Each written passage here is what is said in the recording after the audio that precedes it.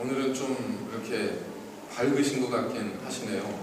준비가 되신 것 같기도 하시고, 나올 때 한번 이 말씀을 드려야 되겠다 싶은 생각이 있긴 했었는데, 이 새날교회가 그 젊은 교회답지 않게 좀 너무 점잖하지 않아요?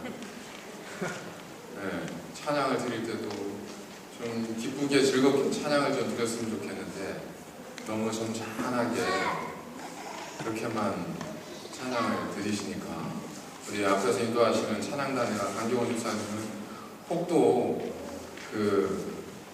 누군가가 상처받으실까봐 그런 말씀들을 못 드리긴 하는데, 그래도 예배 끝나고 복도에서 인사 나누시는 만큼 정도야 저희가 찬양을 드릴 때, 여호와를 찬양할 때 기쁘게 좀 찬양하고 즐겁게 찬양할 필요가 좀 있지 않겠습니까? 그리고 말씀을 들으려고 딱 고개를 들면 그때는 이제 얼굴이 상기가 돼서 준비가 다 돼 있어야죠. 그래서 농부가 밭에 씨를 뿌리기 위해서 모든 잡초를 제거하고 돌들을 다 제거하고 난 다음에 그 다음에 농부가 와서 씨를 뿌리려고 하면 모든 준비가 되어 있어야 그 씨앗이 잘 심겨지고 열매가 맺혀지지 않겠습니까? 지금부터 워밍업을 하시려고 하면 이제 좀 힘들어지는 거죠, 그죠? 목회자도 설교를 준비하면 서론이 길어지게 되면 그러면 좀 그건 이렇게 바람직한 건 아니지 않겠습니까? 딱 올라왔을 때 쓸데없는 얘기 했다가는 큰일 나겠다 하는 마음이 들 정도로 여러분들이 찬양과 기도로 준비가 되어 있고, 그렇게 준비된 상태에서 저도 한 20분만 말씀 전하고 이렇게 내려가도 괜찮을 정도로 아주 목숨 걸고 기도하는 게 그건데, 어쨌든 그렇게 좀 되어질 수 있도록 우리 전통 예배를 드릴 때도 있고 찬양 예배를 드릴 때도 있으니까 때에 따라서 하나님 주신 은혜대로 저희들이 기쁘게 하나님 좀 예배하고 찬양 드렸으면 좋겠습니다. 우리 곁에 계신 분들과 인사 한번 나눌까요? 자, 복 많이 받으세요. 네, 복 많이 받으십시오. 네, 복 많이 받으십시오. 네. 특별히 준 것도 없는데 이렇게 기뻐하고 반가워들 하십니다. 도대체 뭘 받으셨습니까? 뭘 받으셨길래 이렇게 기쁘고 즐거우세요? 복을 받으셨어요? 자, 복이 뭐예요, 그럼? 뭘 주셨나요? 옆에 계신 분이 뭘 주셨길래 복을 받으셨다고 하고, 여러분 또 드리는 입장에서 복이라고 하는 걸 드리면서 무엇을 드리셨나요? 저희 그 격언에 귀신 신나라 까먹는 소리 한다 이런 말이 있잖아요. 아니, 이거 제가 안 드리는 게 아니라 이게 격언이지 않습니까? 그래서 찾아봤어요. 이게 무슨 뜻인가 찾아봤더니 여러 가지 이렇게 전승이 있더라고요. 그래서 농부가 굉장히 그 힘든 시기에도 겹시 그 다음에 뿌릴 종자, 그걸 신나라, 피나라 이렇게 표현을 하는데, 이 신나라는 까먹지 않고 벽에 속에 넣어서 보관한다든지 잘 보관하는데, 이제 귀신이 배가 고파서 이렇게 두루 찾아다니다 보니까 이제 신나락이 있는 거예요. 다른 건 먹을 게 없고. 그래서 신나락을 까먹는데 귀신이 뭐라고 하는지 들어봤더니 네가 숨기면 못 찾을 것 같아? 이런 얘기를 하면서 신나락을 까먹는 거예요. 그러니까 거기에서 유래되어서 아무리 해도 쓸데없는 말, 아무리 해도 쓸데없는 짓을 가리켜서 귀신 신나락 까먹는 소리다 이렇게 표현을 한다고 합니다. 또 다른 전승은 이 귀신이 그 제삿날 찾아왔는데 먹을 게 없는 거예요. 그래서 광에 가봤더니 광에 농부가 그 내년에 뿌릴 신나락을 준비를 해둔 거예요. 잘 고이 숨겨놓은 거예요. 그래서 먹자니 좀 미안하고, 농부가 무슨 마음으로 났는지 알 테니까 미안하고, 안 먹을 수는 없고, 그래서 몰래 꿍시렁꿍시렁거리면서 그걸 먹는 거예요. 미안하기도 하고, 그렇다고 안 먹을 수도 없고, 그렇다고 또 이거 어떻게 하자 하면서 꿍시렁거리면서 먹은 겁니다. 그러니까 그런 이야기, 귀신이 꿍시렁거리면서 신나락 까먹는 이야기, 미안한 건지 잘못했다는 건지 뭔지 모르는 이야기, 이러한 것들을 가리켜서 이제 우리가 귀신 신나락 까먹는 이야기 한다 이렇게 표현을 하는데, 저는 어쩌면 복받아서 이 이야기가 귀신도 모르는 이야기일 수 있지 않을까 하는 생각을 하는 겁니다. 도대체 복 받으세요라고 우리가 신년이 되면 이야기하는데 우리는 어떤 의미로 복을 비는가? 우리는 도대체 무슨 복을 받았길래, 어떤 의미로 받아들였길래 우리는 복 받으세요라는 말 한마디에 이렇게 기쁘고 즐거운 거예요 라는 겁니다. 아마도 대부분은 무병장수 혹은 사업의 성취, 그리고 계획한 모든 것들이 잘 이루어지는 것, 건강한 것, 그리고 부가 모여드는 것, 뭐 이러한 것들을 가리켜 저희들이 복의 개념으로 생각을 할 수가 있을 텐데, 그렇다면 우리가 가지고 있는 이런 일반적인 복의 개념으로 마리아를 한번 살펴보려고 하는 겁니다. 왜냐하면 마리아가 엘리사벳을 문안하기 위해서 찾아갔을 때 엘리사벳이 마리아가 인사하는 소리를 듣고 태중에서 아이, 누구냐면 세례 요한이죠. 이 아이가 뛰노는 것을 느낍니다. 그러면서 그 순간에 마리아에게 하나님의 성령이 임재하시는 것을 깨닫게 되면서 이 엘리사벳이 마리아에게 인사를 전하는데, 어떤 인사를 전했냐면 여자여, 여인아, 네가 모든 여자 중에 복이 있도다. 그리고 내 태중에 있는 아기에게 복이 있도다 라는 인사를 전합니다. 그가 전했던 인사가 복이 있도다라는 거예요. 기원했습니다. 자, 그렇다면 이 엘리사벳이 마리아에게 기원했던 이 복, 우리가 생각하는 일반적인 복의 개념으로 한번 마리아를 살펴보겠습니다. 마리아에 대해서 얼마나 잘 아시는지 모르겠지만 성모 마리아, 이런 이야기는 마리아가 살아생전을 한 번도 들어보지 못했던 이야기였습니다. 왜냐하면 대부분의 유대인들이 예수님을 메시아로 인정하지 않았기 때문에, 그건 후대에 우리가 붙여준 그런 이름이잖아요. 마리아가 이 땅에 살다가 죽는 그때까지 성모 마리아, 이런 얘기는 들어본 적이 없어요.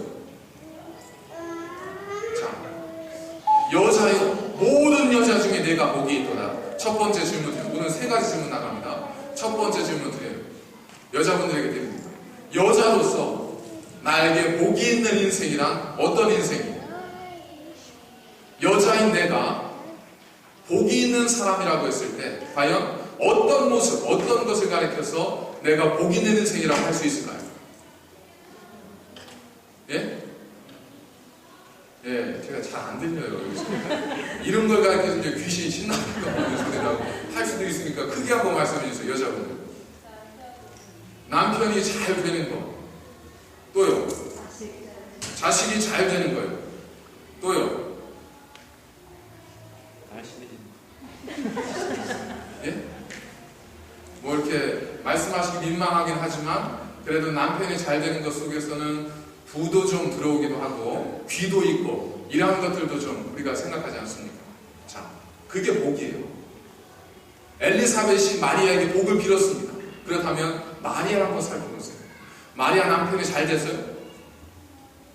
성경의 마리아 남편 요셉 이야기는 예수님이 태어나기 전까지, 그 다음부터는 그 아버지 남편 이야기는 나오지도 않아요, 성경에. 그러면 우리가 생각하는 복의 개념에서 이 마리아의 남편이 잘 된 거예요? 복 받은 거예요? 그렇게 생각하기엔 조금 부족한 점이 있죠. 자녀가 잘 되는 겁니다. 자, 마리아가 예수님 외에 다른 자녀들을 낳았습니다. 여러분, 부모의 일생 중에 가장 가슴 아픈 것이라면 뭐겠어요? 부모의 삶 속에 가장 큰 일, 가슴 아픈, 가슴에 사무치는 일이라면 무슨 일이겠습니까? 부모보다 자식이 먼저 죽는 거예요. 그런데 마리아는 어땠습니까? 마리아가 전승에 따르면 90세까지 살았거든요. 그런데 예수님은 30대 중반에 세상을 떠났습니다. 한 여인으로서 자식이, 그것도 장자가 자기보다 먼저 세상을 떠났어요. 그것도 의로운 일로 간 게 아니라 십자가에, 그때 당시에 십자가는 로마에서 정치범을 처형하는 극악한 그 참형 수단이었지 않습니까? 그 십자가 예수님 못 박아서 죽였잖아요. 자기 아들이 그렇게 죽임을 당했어요. 그에게 아무리 부가 있어서도, 그에 아무리 뭐 귀가 왔어도 누가 그 여인을 향해서 복 있는 여인이라고 이야기할 수 있겠습니까? 나머지는 어때요? 예수님이 세상을 떠나시고 난 다음에 나머지 이 마리아가 한 40년 정도를 더 이 땅에 살았는데 그때 누구와 함께 살았죠, 마리아가? 요한과 함께 살았어요. 아들이 없었어요? 있었어요. 마리아의 아들들이 있었다고. 그런데도 불구하고 예수님은 그 아들과 함께 살지 않고 남과 살았어요. 평생을. 여러분 생각해 보십시오. 내 자식이 있어요. 그런데 내가 다른 사람의 자식과 친하다고 해서 그 자식과 평생을 사는 인생이 됐다고 생각해 보세요. 복도 많지 이렇게 말씀하실 분이 있으시겠어요? 마리아가 그런 삶을 살았습니다. 여러분, 마리아 복이 있는 여인이에요? 그러면 엘리사벳의 복의 기원이 잘못됐네요. 그냥 우리가 10년에 다른 사람들에게 복을 기원하듯 개인적인 소망을 담아서 기원한 것 뿐이겠죠. 그런데 왜 그렇게만 볼 수 없는 이유는 엘리사벳이 마리아에게 복을 기원하기 전에 성경에 기록한 바는 그에게 성령이 충만하여 성령의 충만함을 따라서 복을 빌었어요. 그에게는 뭐겠습니까? 마리아에 대한 복을 빈 것이 엘리사벳의 개인적인 소원이나 기원이 아니라 성령을 통해서 그에게 주셨던 하나님의 복이었다는 거예요. 그러면 한번 보시면 마리아의 삶을 통해 볼 수 있는 것은 우리가 생각하는 복된 사람의 삶과는 전혀 다릅니다. 우리가 생각하는 복의 개념과는 마리아의 삶은 전혀 달랐어요. 거짓말이에요. 엘리사벳의 복의 기원은 거짓말이에요. 그런데 그러지 않은 이유, 나중에 마리아의 찬가가 나오는데 그 마리아의 찬가에서 마리아는 자신을 어떻게 해요? 여호와께서 나의 부족함과 연약함을 긍휼히 여기시고 나에게 영광스럽게 만들어주셨다고 찬양합니다. 자, 그렇다면 과연 성경에서 말씀하고 있는 복이란 과연 무엇일까? 우리가 그토록 복 받으세요, 대박 누리세요 이렇게 말씀을 나누는데 우리가 해야 될 성경적인 복의 의미, 복의 기원은 과연 무엇이겠는가 하는 것을 오늘 살펴보고자 합니다. 우리가 복을 생각을 할 때 무엇보다도 생각할 수밖에 없는 것은 창세기 1장의 말씀입니다. 왜냐하면 하나님께서 태초에 천지를 창조하시고 난 다음에 사람에게 가장 먼저 행하신 행동이 뭐냐면 복을 주신 겁니다. 창세기 1장 28절에 보면 하나님께서 그 형상을 따라 남자와 여자를 창조하시고 하나님께서 그들에게 복을 주시며 이르시되 그 다음 뭐죠? 생육하고 번성하여 땅에 충만하라 라고 하는 말씀을 주셨습니다. 하나님께서 사람을 창조하신 다음에 사람에게 가장 먼저 하신 일이 복을 주시는 일이었습니다.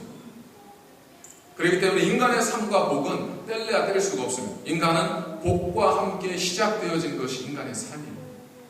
그런데 우리는 많은 경우에 어떻게 생각을 하냐면 그 다음에 있는 말씀, 생육하고 번성하여 땅에 충만하라, 땅을 정복하라, 모든 생물을 다스리라, 이것을 하나님께서 인간에게 주신 복이라고 우리가 생각을 하게 됩니다.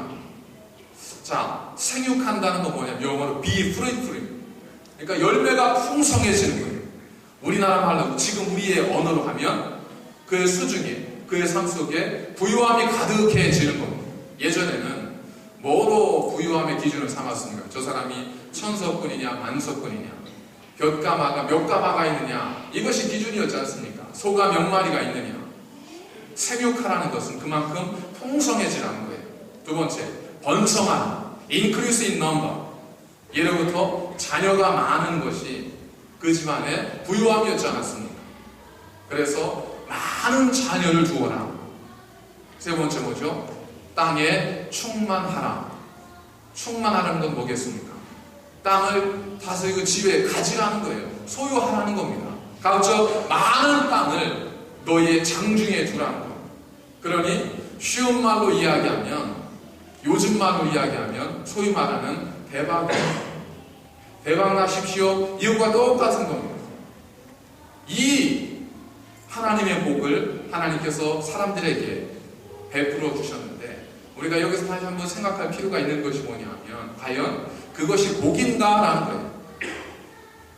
왜냐하면 성경을 보면 이렇게 되어 있습니다. 1장 28절 보면 하나님께서 여호와께서 사람에게 복을 주시고 이르시되 생육하고 번성하여 땅에 충만하라 그랬거든요. 요걸 좀 풀었으면 이렇게 됩니다. 하나님께서 사람에게 복을 주셨습니다. 그리고 말씀하셨습니다. 생육하고 번성하여 땅에 충만하라. 이해를 돕기 위해서 예문을 하나 드리겠습니다. 엄마가 저에게 10불을 주었습니다. 그리고 말씀하셨습니다. 가서 맛있는 거 사 먹어라. 자, 맛있는 거가 복이에요? 맛있는 거가 10불이에요? 10불로 맛있는 걸 살 수 있죠. 그러나 맛있는 게 10불은 아니에요. 그거보다 더 맛있는 것도 있을 수 있습니다. 하나님께서 말씀하셨습니다. 사람에게 복을 주시고 이르시되 생육하고 번성하여 땅에 충만하라. 우리는 생각하기를 생육하는 것, 번성하는 것, 땅에 충만한 것이 하나님께서 우리에게 주신 복이라고 생각하지만 사실은 그건 복이 아니에요. 복은 우리가 갖게 된 어떤 결과물이 아니라 그 모든 것들을 가능하게 만드는 하나님께서 우리에게 주신 어떤 것이고 하나님의 은혜입니다. 복이라는 것은 많이 가진 상태를 말하는 것이 아니라 모든 것들을 소유할 수 있도록 주신 하나님의 은혜와 능력이 복입니다. 그렇기 때문에 생육하고 번성하고 땅에 충만한 것이 복이 아니라 그것을 가능하게끔 만들기 위해서 하나님께서 우리에게 주신 것이 있다는 겁니다. 그게 복이에요. 우리가 비는 건 뭐냐면 이 복을 비는 겁니다. 하나님께서 당신에게 생육하고 번성하여 땅에 충만하라고 주신 그 놀라운 하나님의 복, 그것이 당신에게 오늘도 충만하기를 기원합니다. 이것이 복을 기는 겁니다. 돈 많이 버십시오. 건강하십시오. 이건 구체적인 성경적 의미에서는 복이 아닙니다. 복된 삶이라고는 할 수 있을지 모르지만 그것 자체가 복은 아닙니다. 복이라는 것은 보다 근원적인 겁니다. 복이라는 것은 보다 근본적인 겁니다. 복이라는 것은 보다 깊은 겁니다. 그렇기 때문에 우리가 만약에 단순히 내가 많이 가지는 것, 많이 누리는 것, 많이 소유하는 것을 복의 개념으로 알고 우리가 살아간다면 우리 가운데는 복을 받지 못한 사람들도 얼마든 나오게 됩니다. 여러분, 두 번째 질문 들어갑니다. 여러분은 복이 있는 분이세요? 아니면 나는 지지리도 복이 없는 분이세요? 어떤 쪽이라고 생각하셨습니까?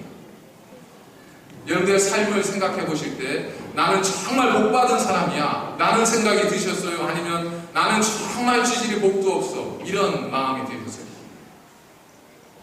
어떤 쪽이세요? 1번이면 앉아 계시고 2번이면 서세요. 우리는 때로 그런 이야기 하잖아요. 어휴, 지지리 복도 없지. 나는 왜 그런 거야? 나는 도대체 왜 이렇게 안 풀리는 거야? 저 사람은 복도 많아. 저 사람은 자녀도 잘 돼. 저 사람 원하는 건 뭐든 다 돼. 심지어 어디 가서 뽑기를 해도 뭐가 나와. 추첨하면 뭘 받아. 저 사람 왜 그렇게 복도 많아? 이렇게 이야기하면서 나는 지지리 복도 없어. 과연 이게 성경적인 말인가? 복은 어떤 상태를 가리키는 게 아니라, 복은 소유가 많아진 상태를 가리키는 것이 아니라, 복은 이 모든 것들을 복된 삶을 가능하게 만들어줄 수 있는 무엇인가가 바로 복이에요. 그런 측면에서 하나님께서는 모든 하나님의 백성들에게 복을 주셨는데 신약에 와서 다시 한번 하나님은 그 사실을 우리에게 강조하십니다. 마태복음 25장에 보면 달란트의 비유가 나옵니다. 한 주인에게 3명의 종이 있었습니다. 한 사람에게는 1달란트, 두 번째 사람에게는 2달란트, 세 번째 사람에게는 5달란트를 주었어요. 그리고 너희가 이것을 가지고 마음껏 살아라 하고 그들에게 모든 것을 스스로 할 수 있는 권한을 위임하고 떠나신 겁니다. 나중에 주인이 돌아왔을 때 셈을 하는데 2달란트 받은 종은 2달란트를 더 남겼어요. 주인님, 제가 열심히 했더니 이만큼이 남았습니다. 그래서 주님께 드립니다. 잘하였다 착하고 충성된 종아. 5달란트 받은 종은 또 5달란트를 남깁니다. 그래서 주님 앞에 이야기합니다. 주인아, 제가 이렇게 되었습니다. 잘하였다 착하고 충성된 종아. 이제 너는 내 잔치에 참여할지 하면서 뭘 줘요? 그가 거둔 모든 것들을 다시 그에게 줘요. 그러니까 뭐가 돼요? 다시 그에게 복이 돼요. 1달란트 받은 사람 어떻게 했죠? 왜 나는 이거밖에 안 돼? 라고 하면서 그 복을 사용하지 않습니다. 묻어둬요. 그랬더니 주님께서 오셔서 뭐라고 해요? 주인이 오셔서 이 악하고 게으른 종아, 이렇게 책망. 이 비유를 통해서 우리가 알 수 있는 3가지가 있습니다. 첫 번째, 하나님께서는 모든 사람에게 복을 주셨다는 겁니다. 그것이 어떤 사람에게는 1달란트일 수 있습니다. 어떤 사람에게는 2달란트일 수 있습니다. 어떤 사람에게는 5일 수 있습니다. 어떤 사람은 100일 수도 있습니다. 그것이 차이는 있을 수 있을지 모르지만 하나님은 모든 하나님의 사람들에게 복을 주셨다는 것을 신약과 구약을 통해서 분명하게 말씀하고 있습니다. 두 번째, 복이라고 하는 것은 우리의 행위에 대한 보상이 아니에요. 그 주인이 종들을 보면서 네가 지금까지 나에게 이렇게 충성을 했으니까 내가 너한테 이만큼을 주마, 이런 게 아니에요. 주인이 그 종을 보고 그의 어떤 감당할 수 있을 만큼 그의 복을 일단 부여해 준 겁니다. 전적인 하나님의 은혜. 복이라는 것은 나의 의로운 행위의 결과가 아니에요. 내가 죄를 지었기 때문에 복이 없는 것이 아니라는 거예요. 이미 우리가 죄를 짓기 전에, 이미 우리가 의로운 삶을 살기 전에 하나님께서 우리 모두에게 복을 주셨다는 거예요. 세 번째, 복을 받았던 세 사람 모두에는 결과가 있었어요. 그 복을 가지고 열심히 살았던 사람에게는 뭐가 있었어요? 자기에게 주어진 그 복이 배가 되는 결과가 있었어요. 반면 받았지만 그것을 전혀 사용하지 않고 그저 숨겨두고 살았던 1달란트 받은 종은 아무것도 남기지를 못했습니다. 자, 남기지 못했다는 것은 다른 말로 표현한 뭐냐면 그가 1달란트가 수중에 있었지만 이 1달란트 있다는 것을 전혀 누리지 못하고 살았다는 겁니다. 비록 1달란트를 가지고 2달란트가 필요한 어떤 것을 살 수는 없었을지 모르지만 그걸 가지고 할 수 있는 일이 분명히 있었을 텐데 이 종은 나는 왜 이거밖에 안 돼? 하는 마음으로 1달란트를 사용하지 않습니다. 하나님이 그에게 주신 복을 전혀 사용하지 않습니다. 그리고 뭐라고 얘기하죠? 나는 지지리도 복도 없어, 이렇게 이야기합니다. 왜 하나님께서는 1달란트 받은 사람은 열심히 일했고 2달란트 받은 사람이 게으르게 일도 안 했고 5달란트도 열심히 일했다, 이렇게 하지 않고 왜 굳이 1달란트 받은 사람이 일하지 않았다고 이렇게 비유를 만드셨을까? 그것이 우리의 마음, 인간의 마음을 가장 잘 보여줄 수 있는 그러한 상황이기 때문에 그렇습니다. 우리가 대부분 불평하는 게 뭐예요? 우리가 대부분 불만을 갖는 게 뭡니까? 없다는 거잖아요. 왜 나는 다른 사람과 비교해서 이만큼이 없다는 거지 않습니까? 그러나 하나님은 이미 우리 모두에게 그 많은 복을 주셨다는 겁니다. 그래서 하나님께서는 우리 모든 인간이 생육하고 번성하고 땅에 충만할 수 있도록 우리에게 복을 주셨는데 이 복은 사람에게만 주신 것이 아닙니다. 사람에게만 생육하라, 번성하라, 충만하라 하신 것이 아닙니다. 성경에 보니까 이 생육, 번성, 충만은 누구에게도 주셨냐면 땅에 기른 생물들, 바다에 사는 생물들, 하늘에 나는 모든 새들에게도 하나님께서 그들을 창조하시고 그들에게 복을 주시며 이르시되 생육하고 번성하여 땅에 충만하라, 이렇게 말씀하십니다. 창세기 1장 22절을 보면 그렇기 때문에 만일 우리가 그저 이 땅에서 생육하는 것, 많은 걸 갖는 것, 번성하는 것, 내 자손이 많아져서 내가 힘을 갖게 되는 것, 그리고 충만해지는 것, 내가 많은 것들을 소유하게 되는 것을 우리 인생의 복을 전부로 삼고 그것을 위해서 우리가 살아가고 하나님께서 나에게 그것을 주셔야만이 내가 복된 인생이라고 생각한다면 우리는 뭐와 같은 삶을 사는 거예요? 누구 수준의 삶을 사는 거예요? 짐승의 수준의 삶을 사는 거예요. 우리가 그것만이 우리 인생의 전부로 알고 그것만이 복된 인생이라고 생각하고 사는 것은 하나님께 창조하신 이 땅에 살아가는 모든 생물들 그 수준에서 살아가는 겁니다. 그 수준의 복으로 살아가는 겁니다. 하나님께는 그것 외에 두 가지를 우리에게 더 말씀하셨습니다. 생육하고 번성하여 땅에 충만하라. 그 다음에 뭐냐면 땅을 정복하라. 그리고 하늘과 물과 모든 생물들, 움직이는 생물들을 다스리라 라는 두 가지를 더 주셨습니다.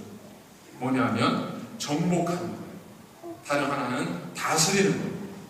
땅은 뭐죠? 땅은 열매를 거두게 하는 토양이지 않습니까? 정복하는 것은 옆집 가서 이웃집 정복하라는 것이 아니라 이 땅, 이 모든 생물을 내는 이 땅을 정복해서 이 땅의 모든 것들을 다스리는 삶을 산다는 거예요. 그것에 매이지 말라는 거예요. 생육하고 번성하고 땅에 충만해지기 위해서 땅에 매이지 말고 생물에 매이지 말라는 거예요. 그러나 우리는 이 앞에 있는 세 가지 짐승에게도 주었던 복 있는 삶을 얻기 위해서 우리는 뒤에 주신 하나님의 그 두 말씀을 잊고 살아갑니다. 생육하고 번성하고 땅에 충만하기 위해서 우리는 땅의 지배당합니다. 생물의 지배당합니다. 우리는 그것을 위해서 물질의 지배당하고 그것 때문에 건강에 지배당하고 그것 때문에 자리에 지배당하지 않습니다. 그것 때문에 시간에 지배당하고 그것이 복 있는 삶이라 생각하기 때문에 우리가 많은 것에 오히려 지배당하는 삶을 살고 있지 않습니까? 하나님 인간에게 복을 주신 이유는 지배당하기 위해서가 아닙니다. 정복하라는 것, 다스리라는 것, 모든 것들을 다스리는 자가 되라는 것. 예전 오래된 영화인데 쇼생크 탈출이라고 하는 영화가 있습니다. 이 영화에 보면 그 주인공이 나중에 독방에 한번 갇히게 됩니다. 이제 징계를 받은 거죠. 독방은 이 교도소 내에서도 그 가장 죄수들이 무서워하는 곳이지 않습니까? 독방에 이 주인공이 갇혔습니다. 1주인가 2주인가 어쨌든 독방에 감금이 되어 있다가 나중에 다시 이제 풀려나게 되죠. 다시금 죄수들이 있는 그 같은 방으로 돌아왔습니다. 동료 죄수들이 몰려듭니다. 몰려들어서 이제 안부를 묻는 거죠. 아이고 힘들었지. 어떻게 견뎠어? 너무 힘들었지? 하고 이 주인공의 안부를 묻고 있는데 이 주인공이 그 많은 질문들에 대해서 뭐라고 대답을 하냐면 난 모차르트의 음악을 듣고 있었어. 이렇게 얘기를 하는 거예요. 그랬더니 이 옆에 있는 많은 동료들이 기가 막힌 겁니다. 이게 무슨 얘기야? 무슨 뚱딴지 같은 소리야? 혹시 거기에 녹음기 있었어? 이렇게 묻는 거예요. 그랬더니 주인공이 뭐라고 하죠? 내 안에 있는 녹음기는 누구도 빼앗을 수 없어 라고 말합니다. 거기 있는 간수들은 이 주인공을 독방이라고 하는 철저한 고독하고 고립된 공간에 가두려고 했지만 그 교도소 안에서 가장 자유로웠던 사람은 그를 가둘 수 있는 능력을 가졌던 사람이 아니라 그 속에서도 자유롭게 모차르트의 음악을 듣고 자유를 누릴 수 있었던 주인공이라고 우리가 감히 말할 수 있지 않겠습니까? 세상에서 너희가 환난을 당하나 담대하라. 왜? 내가 세상을 이기었기 때문에. 내가 너희들에게 내 이름의 권세를 주었으니 너희가 어디를 가든 무엇을 하든 내 이름으로 구하는 것은 너희가 반드시 얻게 될 것이고 내게 능력 주시는 자 안에서 우리는 모든 것을 할 수 있느니라 라고 하는 이 말씀을 통해서 우리는 어느 것에서도 자유한 자가 되어야 한다는 것. 참된 복은 무엇인가를 갖게 되고 얻게 되고 소유하게 만드는 복이 아니라 참된 복이라는 것은 이 세상의 모든 것들을 다스릴 수 있는 여유, 그 모든 것들을 지배할 수 있는 능력, 그것을 갖는 것이 참된 복 있는 사람. 그래서 시편 1편 다윗은 이렇게 고백합니다. 복 있는 사람은 악인의 꾀를 쫓지 아니하며 복 있는 사람은 더 많이 얻기 위해서 더 많이 누리기 위해서 악인의 권모 술수를 따라가지 않습니다. 왜? 이미 하나님의 말씀 속에서 모든 것이 그의 것임을 그는 믿고 있기 때문입니다. 복 있는 사람은 죄인의 길에도 서지 않습니다. 유혹이 밀려올 때 그 유혹을 얻기 위해서 그 쾌락을 얻기 위해서 죄인의 길을 휩쓸려 가지 않습니다. 왜? 복 있는 사람은 유혹에 휩쓸리는 자가 아니라 그것을 다스리는 자이기 때문에 그렇습니다. 복 있는 사람은 오만한 자의 자리에 앉지 않습니다. 복 있는 사람은 내가 더 많이 누리고 더 많이 얻고 더 많이 갖기 위해서 하나님을 대적하는 자리에 서지 않습니다. 왜? 복 있는 사람은 하나님 안에서 그 말씀 안에서 무엇이든 능치 못함이 없음을 믿는 사람이기 때문에 그렇습니다. 그래서 복 있는 사람은 여호와의 율법을 즐거워하고 그 율법을 주야로 묵상하는 자다. 이는 시냇가의 신규 나무가 시지로 쫓아 과실을 맺으며 급수의 잎사귀가 마르지 않는 것 같다.